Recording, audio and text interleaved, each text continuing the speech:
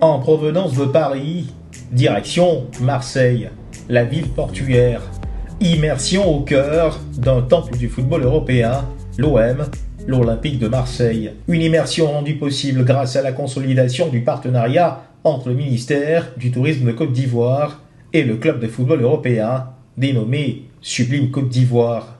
Sitôt arrivé sur les lieux, le ministre du Tourisme, Siandou Fofana, répond sans détour aux multiples questions des journalistes européens désireux d'en savoir davantage sur la nature de ce partenariat. La stratégie Sublime Côte d'Ivoire qui a été arrêtée de commun accord avec le cabinet McKinsey vise à faire en sorte que la France, qui est le premier marché émetteur de trafic en direction de la Côte d'Ivoire au plan touristique, puisse davantage avoir des prescripteurs qui vont prescrire la destination et qu'il y ait plus de visibilité à travers la visibilité qu'on peut avoir grâce à ce partenariat pour que par un effet de levier, nous boostons la destination et faire en sorte que les avions de la France en direction de la Côte d'Ivoire se remplissent davantage et que la destination soit prisée par tous et que la destination telle que stipulée permet véritablement d'atteindre notre objectif de monter dans le top 5 des destinations les plus prisées au plan touristique sur le continent africain.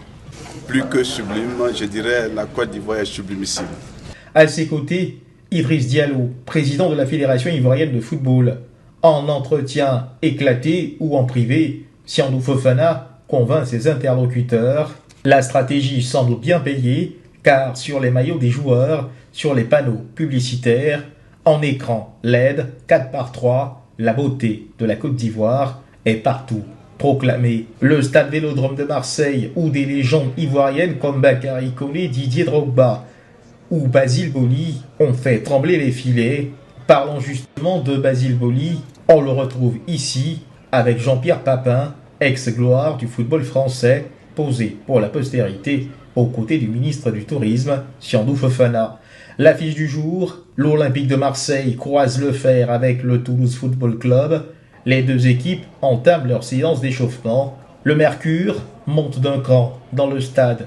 La grande bataille des supporters a déjà commencé dans les tribunes avant l'heure et la sublime Côte d'Ivoire, par ses allées et venues incessants sur les écrans, est bien présente dans la partie. Le match se solde par un nul entre les deux équipes. Au terme de la rencontre, l'international ivoirien évoluant à Marseille, Bamo Meïté, est allé offrir son maillot au ministre du Tourisme, Siandou Fofana.